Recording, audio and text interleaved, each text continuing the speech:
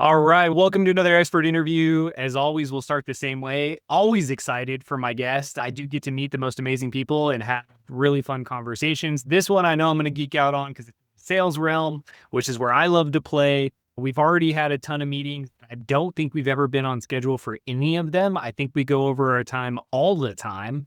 And with that, Jake, I'll let you introduce yourself, brother. Tell us who you are and what you do. Devin, first of all, thanks for the kind intro, and I'm so excited to be here. I was looking forward to geeking out all day. My name is Jake Stahl. I consider myself a neurostrategist. And what I mean by that is I've been doing sales training for a long time.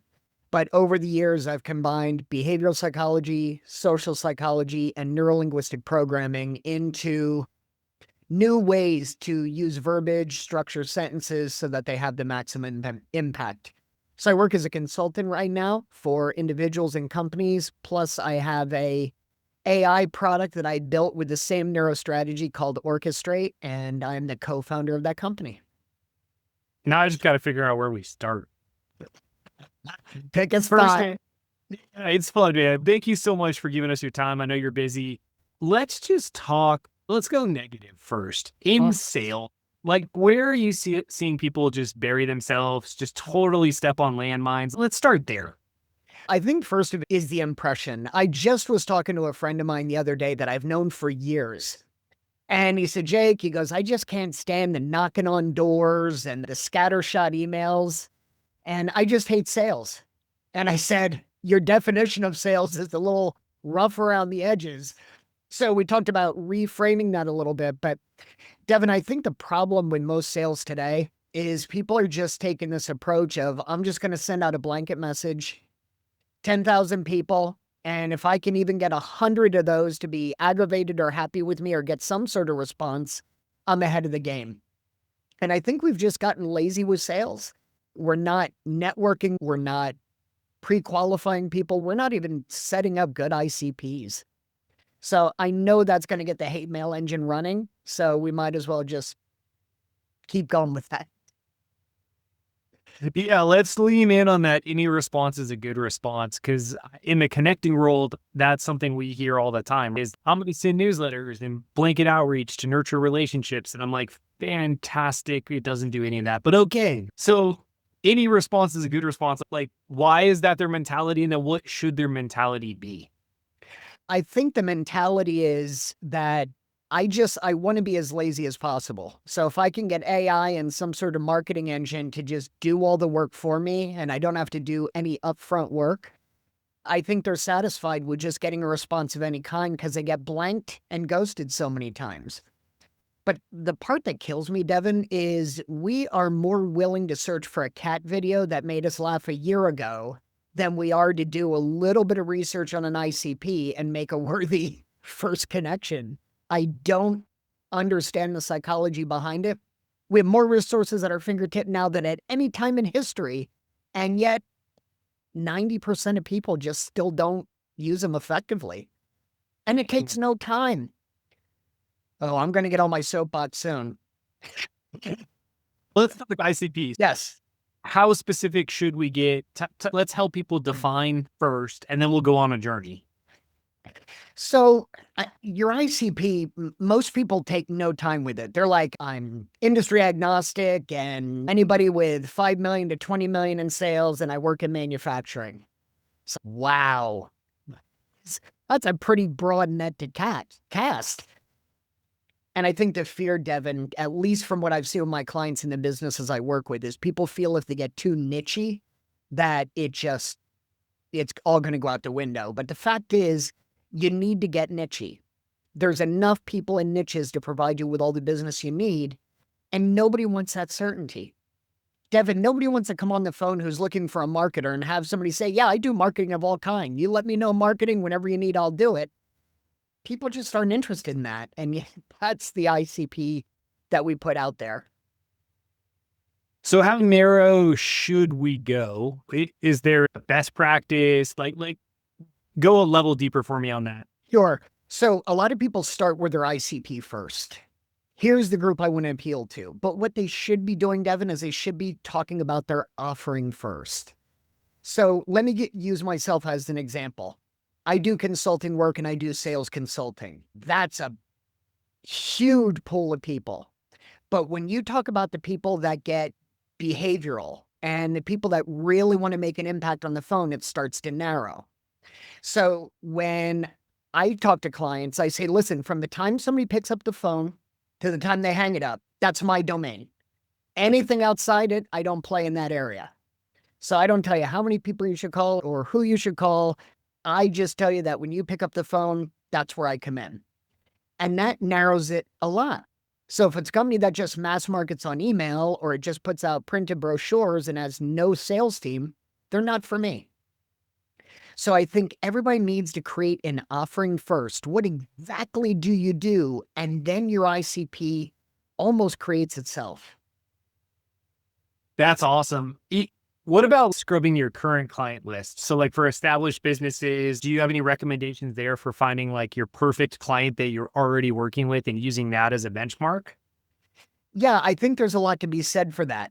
I think that the one unused tool too, Devin, is go to people that you know that have not necessarily been your client, but have worked around you or seen you work and say to them, if you were to create a niche for me, what would it be? And what's wild is that the people who've never worked with you know your ICP better than probably you do. Because they'll say, hey, Devin, you connect people, man. You should really do this and this and consider this and this. And chances are they're close to dead on. That's awesome. So let's talk research. So you Right. mentioned that. Yep. So we narrow it down, we figure out the demographics, the type based on our core offering. So let's have some alignment there.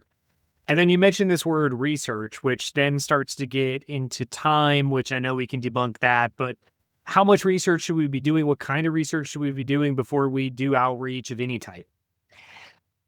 Okay, I'm going to diverge from most people with this.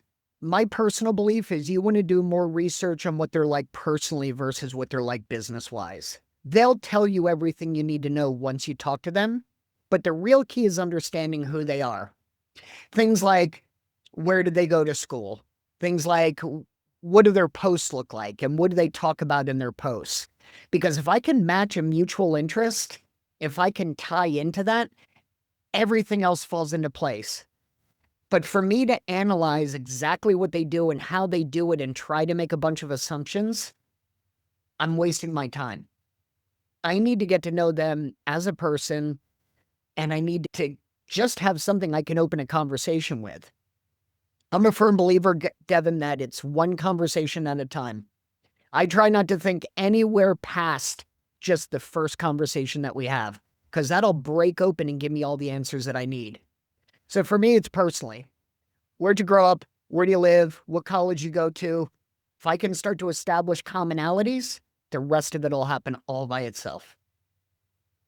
Love that. So to get that data, are you scrubbing social media? Are you looking at the about page on their website? Like, where are you going Yes. to get that data? Are you going to GPT, paste their LinkedIn and go and tell me about this person? Like, what are you doing and how are you navigating? So this is self-serving, but I use Orchestrate to do that. So what I do is I tell it to go out and find me the websites, the social media. It goes out, it finds it, it brings it back. And then I say to Orchestrate, find the commonalities between me and this person, and Orchestrate lists them out for me. So I do use my own tool with this, Devin. People who don't use Orchestrate, you can use GPT to do this just by putting in their URLs of their websites, their LinkedIn profile, and usually those will branch out into their social media profiles. But if you could just put in something like list the commonalities between me and give a couple of URLs, GPT will do the work. Orchestrate just does it better. Nice. Give me an example. So let's carry that into a conversation. What are like one or two things you found about someone recently that allowed you to really get into the conversation in a different way than just showing up cold? I'll give you a great example. There was a podcast that I really wanted to get on. It's one of the upper tier podcasts. And when I reached out to them and I got them on the phone, I was like, man, I just listened to the last 3 or 4 episodes you had. I really loved the episode that covered this. And the quote I really pulled was from this. So I made it very narrow and very specific to them. And I'm a big believer in giving first. So I was like, I notice other podcasts here that you may even be interested in listening to yourself. So if I come in as a giver, and I come in as somebody that's really interested in them and what they do, and I'm specific about it, it creates an entirely different conversation because psychologically, we're now the same. They like me, I like them, and it happens within a minute. But that like factor is huge. Perfect. So you went there. So let's go a little bit deeper. So I was going to say, let's tie this back to the psychology part. What does the research, what does this pre-meeting or pre-conversation, like what is that helping us do from a psychological standpoint? When you have that research to start, you're going in with a loaded gun. But the psychology of it, Devin, is super cool. So when I talk to somebody and I hit the right buttons with them, genuinely, not something you make up, you want to be sincere. But when I hit the right buttons with them, I appreciate their work. I show how I've read or listened to their work, and I bring it back to them, and I allow them to talk about themselves. Science has actually shown that when we talk about ourselves, like I'm doing right now, it's equivalent to eating a brownie, neurotransmitter-wise. You get the serotonin, you get the endorphin rush. Now, here's the miracle, though. We may say, okay, it makes you feel good, so I can see how that makes them like you, but that's not it. What happens then is you get a Pavlovian response. And this has been shown time and time again in studies that if I make you feel good about yourself and you get that neurotransmitter rush, you now associate that feel good with talking to me. So the next time I reach out to Devin, they're going to go, oh my God, I could get that endorphin rush. Yes, I will set up a time with Jake. But we underappreciate that. And this goes back to the start of our conversation, Devin, in that we're all about the sales pitch. It's not about the pitch. It is about forming that commonality, that bonding, and getting them to feel good about talking to you, because then they're going to want to open up. They're going to want to talk further and refer you and listen to you. It's a whole new game. But this is why I never worry about sales scripts, because I think they're useless. It's all about the bonding and making sure you connect. Well, I say thus far, I think if we had someone who said, what is sales, and give us a traditional outline, it would have nothing to do with what we've discussed so far. Correct. I think that's what I want people to take away. And I know from connecting with you and us geeking out on stuff is that's where we're so aligned is how can I add value to you? How can I reflect? How can I become a cheerleader quickly in a meeting so that you feel that response from me? How can I get you to talk about yourself and open up? Like those are the things I'm trying to solve for, not how quick can I move you through my pipeline. Correct. Yeah. And it's funny, Devin, because when I get people that say, so you coach sales, do you do more the longer sale with the extended buying cycle, or do you do the shorter sale? Devin, they're all the same. It's one conversation at a time. So we tend to think of things in the way of the buying cycle, when in reality, it should be a conversation cycle. How did I do with Devin during this call? And then how can I improve the next one? That's the way salespeople should be thinking. Not, this is a 9-month sales cycle, so I'll just plan it out accordingly. I think that's all nonsense, and I think it's old thinking. All right, so let's keep going through the process then. We've done our research. We've got them into a meeting. We've broken the ice quickly by showing we're interested and adding value of some sort. Now what do we do? Like, where do we go with the conversation? Here's where, in my opinion, 9.9 out of 10 sales fail. It's in the follow-up. So how are you following up with that person? When you ended the conversation, did you set a follow-up time? Did you set an expectation of what that follow-up would cover? And then more importantly, did you do it?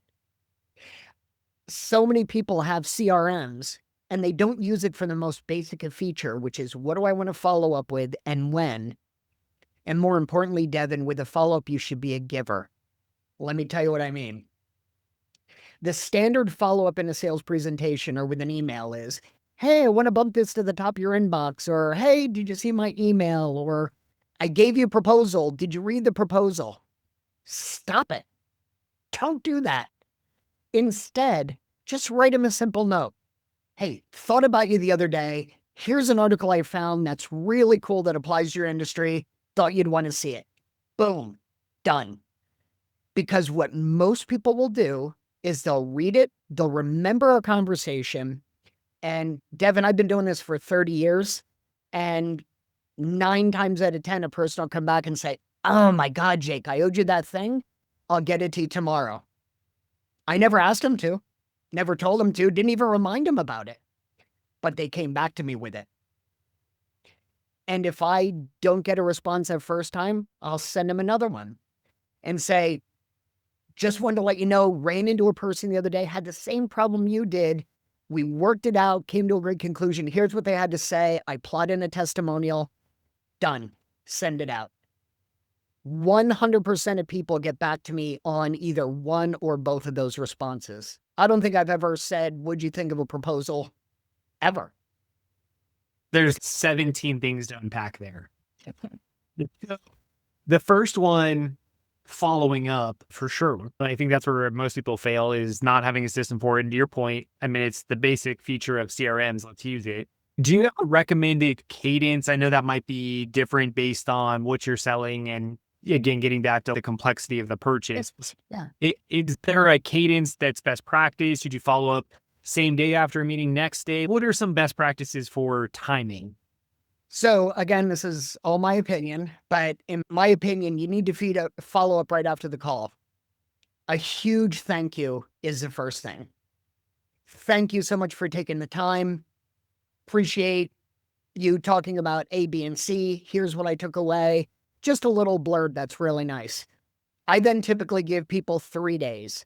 So if somebody promised me something on Wednesday, I'll either follow up with them on Friday or Monday if I haven't heard from them. Because we all have tough schedules. I don't want to be that micromanager nor come across that way. If I don't hear from them after that follow-up, which again is rare, I'll give them another week, and then I will follow up with another email. So I'm touching base. If they don't follow up with me 3 times in 10 days, right after our call, 3 days later, and then 7 days after that. Love it. And then you mentioned adding value. So obviously the thank you, you're going to provide some sort of follow-up to whatever the thing you're selling, because you have to provide it. Yep. But those next few touches, you're not using the, "Hey, just bump in my previous email." You're going to add value in some way. Yes, 100%. Because we all know if you give to somebody, chances are pretty strong they want to give back.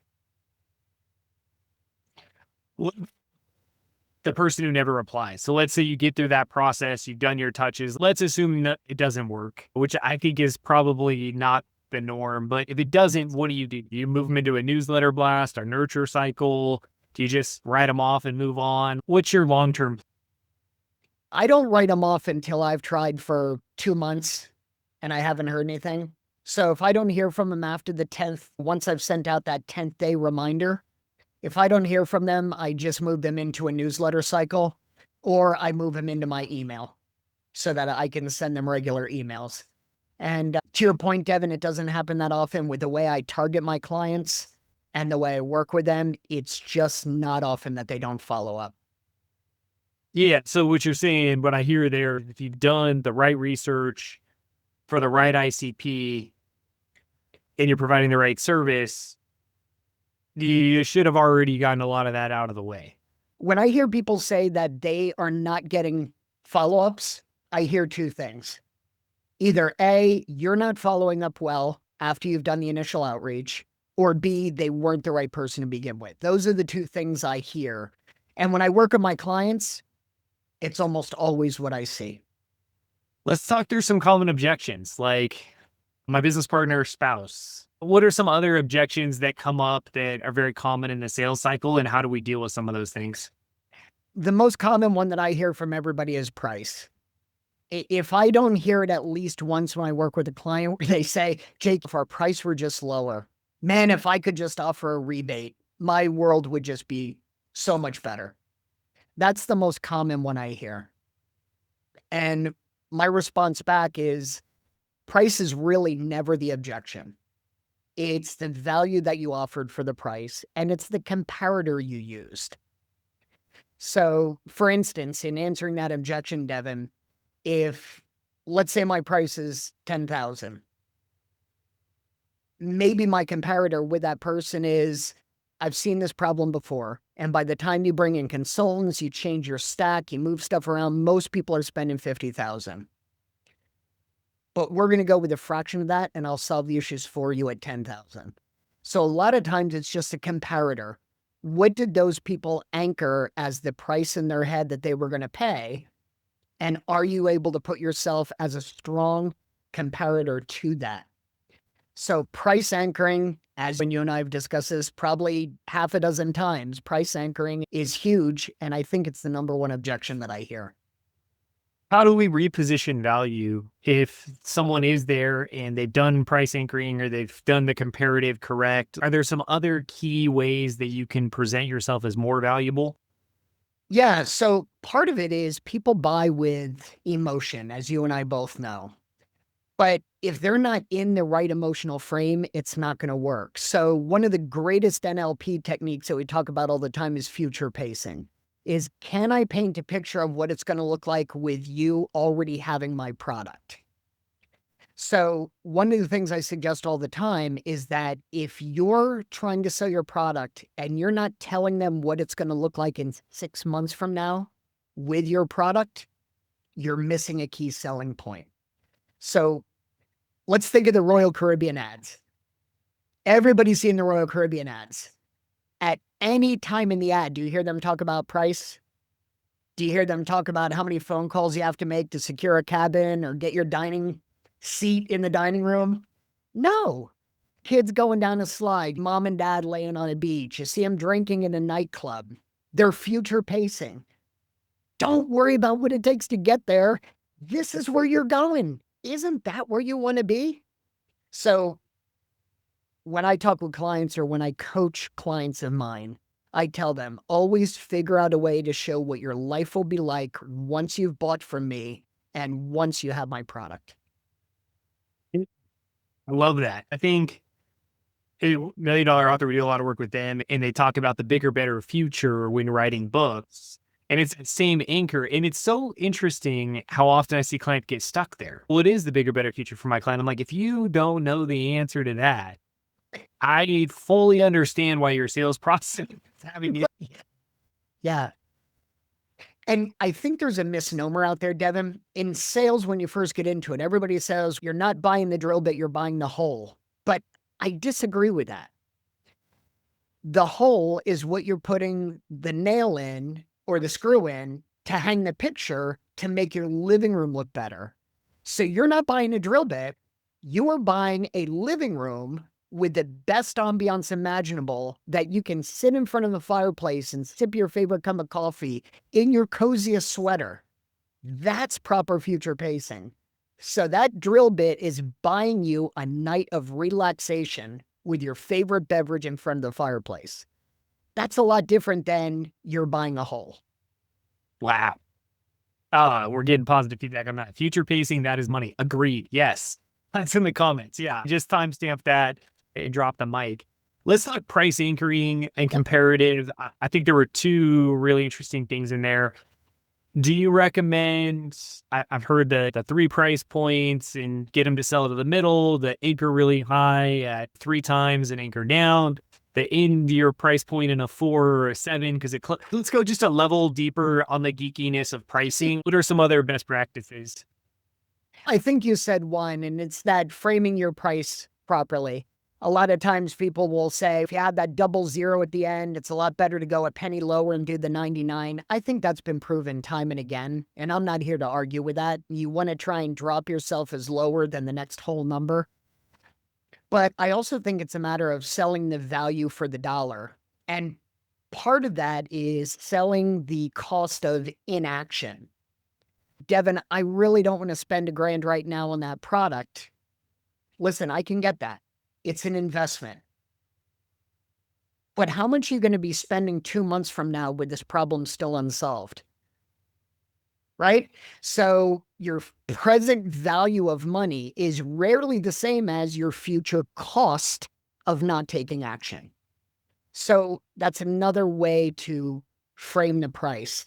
And yeah, I agree. The 3 or 4 component pricing where you say these are the prices and the best values in the middle or the most popular, I agree that those are all great techniques, but they also speak to the fact that pricing is never the issue. It's a comparator, and it's either you're comparing it present to future value or comparing it to other packages you can buy now. Price is always a comparison and anchoring it in the most reasonable spot in that comparison. Talking about time, Jake, now's not the right time. Like, how do we deal with that? Can we close them now, or do we just kick the can down the road and follow? My personal feeling, and this is by far from 100% rule, it's always situational. But when people say, I don't have the time right now, one of my questions back is, then why are we talking? There had to be a time factor involved with this because that's why we're talking. And I don't ever say it that abruptly, but I say it to the point where if you don't do it now, what's that going to look like later if you don't do it now? I had a friend not long ago. Let me give you a great comparator story again when it comes to time. I had a friend not long ago who was going through a real rough time in his relationship, and it was heading for a divorce, and he knew it. And he said, Jake, this is just going to take a long time, and I'm just really scared about this. So I had him pull out a tape measure. And I said, pull it out to the point where wherever you plan to die, whatever your peak age is, make sure that's the last inch on the tape measure. So he pulled it out to 80 inches. He said, I figure I'll die at 80. I said, now take where you are now and figure how many years you feel that this is going to take. And he mapped out 2 years. I said, now that in comparison to the rest of the tape measure, how's that look? He's like, wow. Yeah, I guess you're right. So a lot of times it's not that they don't have time. It's just that they don't feel the solution is going to be quick enough or show results fast enough in order for them to get the results they want. And anybody who's an Alex Hormozy follower understands that part of that value equation is time delay. How quickly after I make an investment will I see a result? So if I have a client who says it's going to take a long time, I try to find a way to show them a result literally after the phone call. And that may be just a follow-up email. And then continue to show the results. People buy for short-term results, but they stay for long-term. Hey, let's talk tech. I don't usually get in the weeds, but I have demoed your platform, played in your platform, been around your platform. I feel we got to lean in a little bit. Obviously, you created it to solve your own problem. But give us the overview of what does Orchestrate do, and then give me an example of a client that might be using it so that we could put ourselves in that world. Sure. So Orchestrate was created to do two things. It's a platform built on neurostrategy, behavioral psych, social psych, and NLP, and being able to create the perfect verbiage to make the best impact. So part one of Orchestrate is foundations. So it will help you build your offering, your ICP, your value prop, and your elevator pitches. But not just build them with a perfect sentence structure and verbiage that are designed to persuade. And I know, Devin, you and I have had this conversation. A lot of times when you hear a value prop, they're not designed to persuade. So a value prop's not a bragging right. It's a way to get people involved with your company. So foundations is part A. Once you build that foundation, part B of Orchestrate is workspaces. So you can create workspaces around clients where you do all your research in a workspace with clients. You can have it create email campaigns. You can have it do a transcript analysis to analyze how the other person thought during the call and what you should do as your follow-up. You can do LinkedIn research, web research. The great thing about Orchestrate is it won't just give you answers, it'll teach you why the answers are correct so that you can learn to do NLP and behavioral psych on your own. Eventually, you'll work your way out of Orchestrate. But the pride and joy for me in Orchestrate is the role play. So if I want to role play a phone call coming up, I can tell Orchestrate, go to Devin Sizemore's LinkedIn profile, create an inferred psych profile from that, and then role play as Devin with me. And then Orchestrate will role play as you, and I can talk you through a sales pitch, a proposal, and Orchestrate will critique it along the way and suggest better verbiage. One of our largest clients, the way he's used it is he's created email campaigns with it. But more importantly, he's been looking for outside investors. So he uses Orchestrate to analyze transcripts with his investors, give him strategies on what next steps should be. Then he'll role play the investor call, and then he'll actually make the call so he's more prepared when he talks to them. And then he'll use it for all email follow-up. Okay. Yeah, this is fun. Can we talk about the challenge I asked if it could do? Your follow-up email is so gold, and I think we should share this. We were talking. I said, you know what would be really great is I want to analyze meetings, which if you guys aren't using AI of some sort to analyze your transcripts, you should be. Yeah. But when I said, Jake, I want to build relationships, will your tool do that? And what was the answer, Jake? Talk me through what you shared with me because I thought it was brilliant. Orchestrate came back, and I think the exact phrasing, Devin, and correct me if I'm wrong, but I think its phrasing was, hell yes, you did. Develop a relationship. And then it gave me 7 things that you and I talked about, and I did, and you did right to build a relationship. And then at the end, it gave a little summary of you did. Here's what you may want to do moving forward. Here's a suggested follow-up. So Orchestrate did have that ability. And it's funny, I think you'll agree, it was a long answer. It was like 7 or 8 things that happened during the call that established a relationship between you and I. Yeah, like it was a long enough email that I avoided it for a minute because I wanted to make sure I could read it. And then when I read it, what was great is we got on, and I think it was early on in me wearing the t-shirts. Yeah. And I remember you starting the meeting with, oh my God, I love your shirt. That's a great connection. And then the orchestrator was like, you complimented him on his t-shirt. You built a relationship. And I was like, oh, this is so good. Because cool. It is easy in a connection meeting, which is what we're teaching inside of ACEs. It's very easy to default to sales or ego or positioning. And so my encouragement is, one, I love your tool because it's really on persuasive language and positioning, but it does work really well in that world too, because it can keep you honest to, is the intention you had for the meeting what you actually showed up and delivered? Yeah, and you can ask it that question. I did some experimentation, Devin, after you challenged Orchestrate with that, which I still use the demo each time I talk to somebody, so thank you for that. But I actually gave it some challenges. I was like, I wanted to do A, B, and C in this conversation. Did that happen? And I did another one that I was on a call with somebody. I said, I feel like I lost this call. Where did that happen? And Orchestrate goes through and there was this bias that was taking place and that trigger. Here's a way to get yourself back on track. So the analysis is really stunning. And it's a great reminder that even though I teach communication, I'm still not fantastic at it and I still have a lot to learn. Keeps you humble too, which is nice.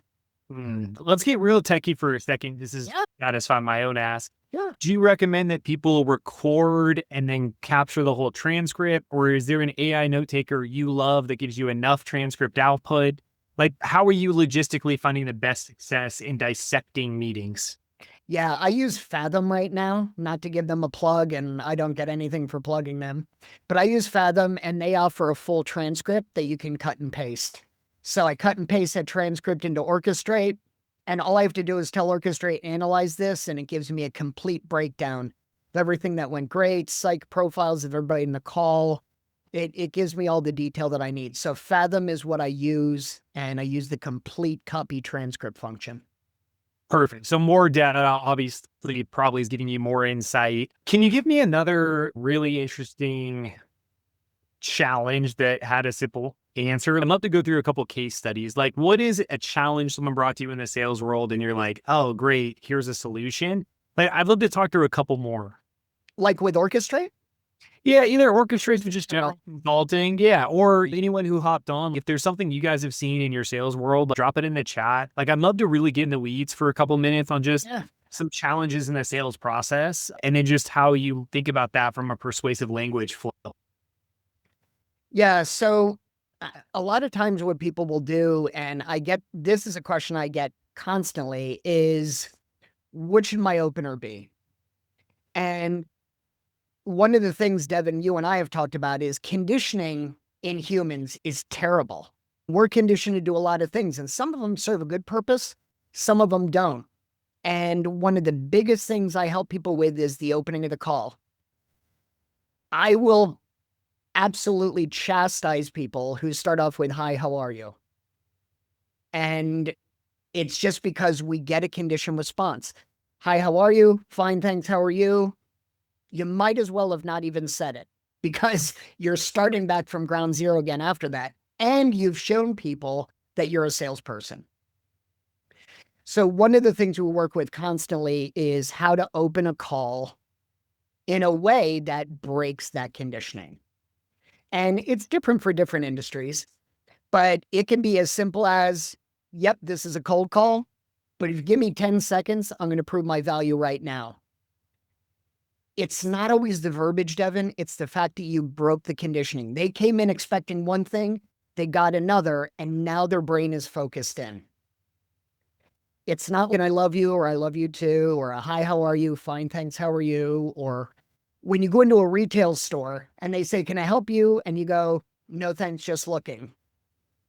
All those conditioned responses do not help you in a sales call. So the goal is, how do we break that conditioning to get people really involved in a conversation? So openings are critical, and I harp on them constantly. Is there a set best practice for opening, or is that based on the personality of the person conducting the call and the situation? Yeah, it's based on the personality of the person making the call, because the hard part about sales scripts or starting with something that should just be pat and used by everybody is not everybody can make it work. So it's got to be something that you're familiar with. And the great thing is, it doesn't have to change. The person I'm calling next has no idea the opening that I just used with you now. So I can find one I'm comfortable with and use it for everybody for weeks and months at a time. So it's a matter of finding that one that works for you and then using it just constantly. One of the best salespeople I've ever known, literally top in his class, said, I memorize 8 or 9 things and I say them to everybody because they feel like me, they get the point across, and my day of calls is just me repeating the same things over and over again. Well, I think what you're sharing there is right, like test, refine, repeat, right? If that works and it created the output you're looking for, which is a conversation, not conditional response, okay, then take the note and Yep, then use your transcript debrief to also look at those points and then just continue to get better. correct. A second thing, Devin, is asking for advice. We often get in the mode that if I can flatter somebody, compliment their shirt, compliment their pants, their hair, that's the way to get them to like me. But the fact is, and this has been studied over and over again, the best way to get somebody to like you and to open up even more is to ask for their advice. So if I can find a way to ask a client for advice, that is also a great thing to use in the opening. Hey, Devin, I'm really glad we can meet today. Thank you. I was looking forward to getting your advice on networking. Boom. No, hi, how are you? Just automatically tapping into you. Well, I was going to say, so you've already told us to really lean in on the pre-qualify side, right? The dialing in your ICP, doing the research. And so you could show up with that research as your opener, right? Correct. Hey, I think it's that blank or whatever the commonality is. But I like that seeking advice moment. Hey, I see on your platform you talk about psychology. I'd love to get your take. What's the psychology on pricing? And Correct. instantly you're leaning in and we're having a conversation. Okay, that's fascinating. Right. And you've got the endorphin rush going now. You got that chocolate brownie endorphin rush going because you're talking about you and your philosophies. So automatically we're hitting it off. And I'm being sincere. That's the big thing I want to push through, Devin. Don't be insincere. Find something you genuinely want to learn about or talk about and go after it with sincerity. Talking about gatekeepers, is there a strategy for navigating gatekeepers? They do show up in the world, whether it's digitally or on a call or if you're calling in. Like any tips on gatekeepers? Yeah, get involved with the gatekeeper. Don't make the first call getting through the gatekeeper about the person you want to get to. Devin, if I'm calling up you and your gatekeeper gets on the phone, they're like, Mr. Sizemore can't talk to you right now. That's okay. I actually wanted to call to talk to you. I know you have a lot of control on what happens, and I respect that beyond compare. So I wanted to ask you, what's the best way to approach you? What's the best time to call? Don't waste the phone call on trying to get through. Use the phone call to build a relationship with a gatekeeper, because you know who they're going to let through the next time they call? It's going to be me, not the person who's, I hear the theory all the time. Don't tell them your name or what you do. Just tell them you're returning a call and try to sneak past them. Oh, I hate that. Get to know them, be sincere about it, and then let that help you the next time you call.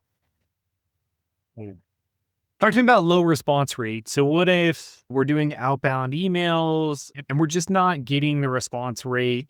You've mentioned email sequences in your platform and Yep. able to.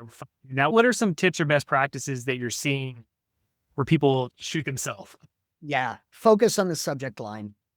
So many times the subject line just does not break conditioning or get people to think. It's just following up on my email, or, hey, Jake, does this sound like you? Or somebody puts a title from a newsletter that I failed at this 3 times. You have to invoke curiosity. That's part of the whole sales process. So is there a way I can change my subject line to make it something that catches their attention in the millions of things that are going by? And Orchestrate isn't the only one that can do this. There's a lot of things out there that actually grade your subject line.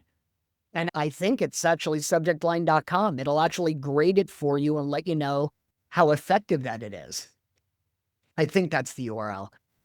But the subject line is the first thing. The second is most people have their inboxes set that they can read the first sentence or two of the email to get an idea of what it's about. So that first sentence or two better hit home, and it better be relatable. So if I'm just using my first sentence to say, my name is Jake Stahl and I've helped millions of businesses like yours, that was all about me. Why would somebody want to read that? But if I say, like most CEOs, you're losing about 25% of sales by not having a proper training program, all of a sudden it's, wow, I'm a CEO and I didn't know I was losing 25% of sales. So I may want to open that. To give you an idea of how much that matters, Devin, we had a client that took GPT and created an email chain, then did a B test and created an email chain. And the Orchestrate email test got a 15% higher click rate than the GPT one did. And that's a huge increase. So it's not that I'm touting Orchestrate, it's just I'm touting the verbiage makes a difference. Love it. 2 more questions I'm seeing. How do we differentiate versus our competition without just bashing them? Like, how do we have the competition conversation properly? First of all, I'm a firm believer we don't ever bash competition. There's enough business out there for everybody. Maybe that's pie in the sky, but that's the way I've always looked at it. Like, Devin, if you and I were in the same marketplace, I'd still gladly help you because there's going to still be plenty of clients out there for me. So I think part A is don't bash your competition. And the second is it's a comparison thing. They do A, B, and C. I do D, E, and F. And if you're looking for D, E, and F, this is what you want to do. I think the problem some of us fall into is that we want to do everything because we say if we do just this sliver, it knocks us out of the race. But the reality that I've seen over the past 30 years is that if you're really good at the sliver, that's often enough to differentiate you from somebody else. An example would be 2 CMOs. We're both CMOs, but one does M&A, the other one does branding. So that's just enough to differentiate. And honestly, one of the things I've found over the years, Devin, is if I not only don't bash my competition, but I send some people to them, it comes back 100-fold to me. Love that.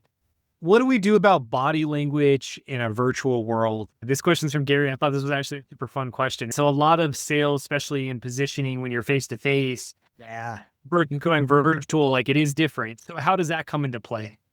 Yeah, that's huge. And that is such a good question. Body language, especially in the Zoom world, is really important. And here's a great test I like to give my clients is record one of your sessions, get the video, give it to somebody you trust, turn off the volume, and then say, what is my body saying to you? Sometimes turning off that volume is everything. So just some rules of thumb I always give is don't eat while you're on Zoom. It shows disrespect. Show up on time, because showing up late also shows disrespect. Make sure that your profile picture, I see Gretchen's profile picture. Gretchen, your profile picture is excellent, really good. There's 3 things in a profile picture that say you can be trusted. That's a big smile, a slight tilt of the head, and either upright or leaning in body posture. And Gretchen does all that. She doesn't have a slight tilt of the head, but the hair's back enough that you can see one side of the neck as same thing as if you're tilting it. Those 3 things psychologists say give an amazing impression that you're trustworthy and somebody that you'd want to deal with. So in this virtual world, remember, even your profile picture can send 1,000 messages. I love this topic because I think the way you show up says everything before you even speak. I was just about to grab my protein bar before I asked the next question. I get all over. But what haven't we talked about that you think we should? Is there a topic or a question or something you feel like we didn't dabble in that you want to share with people? Yeah, I think, in my opinion, and what I always say in my talks is there's 3 pieces of business development that I don't think people think about enough. And if you think about these, your business development will shoot through the roof. The first is perception. How are they perceiving you? And is how you perceive them leaking through in the way you talk? If you think this call is going to be a waste of time, are you leaking that on the call? Is it showing through? And what's their perception of you? So what am I putting out on social media or LinkedIn or in my newsletters? What perception am I putting out? And the great social psychologist Robert Cialdini called this preconception, so preconditioning. And it's really important that you also take his other term, persuasion, and consider it. How are you persuading them before they show up? So that's piece 1 is perception. Second is conditioning. How well are you breaking through their conditioned responses? Are you coming in with the same old patter, the same old hi, how are you, the same old have a nice day when you're done? If you are, you're being largely forgettable. Last but not least, we all have a base coding. And what I mean by that is we all respond well to compliments. We all respond well to givers and we want to give back. We all respond to fear and happiness. That's our base conditioning or our base coding. If we make our messages address all 3 of those things, it makes a significant difference. And most email programs, most GPT responses don't do that because they don't understand how to do that. So it's up to you to understand, what do I respond to at a base level? What condition responses do I use religiously? And how does that person perceive me on the other side? And how can I change that? Those 3 things to me, Devin, above anything else, are the 3 keys to business development. I think that's a great way to end. How should people reach out to you? Is there a best social platform, website? Like how do we connect with Jake to learn more or lean in? Yeah, you can go to LinkedIn. I'm at Jake Stahl on LinkedIn. I'm the one that looks like me. If you're just listening to this, I'm the one that is the co-founder of Orchestrate. Or you can go to orchestrate.com. You can find out more about me and my product there. But reach out to me through the LinkedIn. I'll gladly respond, and I'd be happy to help you in any way I can. Jake, I appreciate you, brother. Thank you for getting in the weeds and letting me ask all the random questions. Enjoyed the conversation. Again, thank you for your time. Thank you, Devin.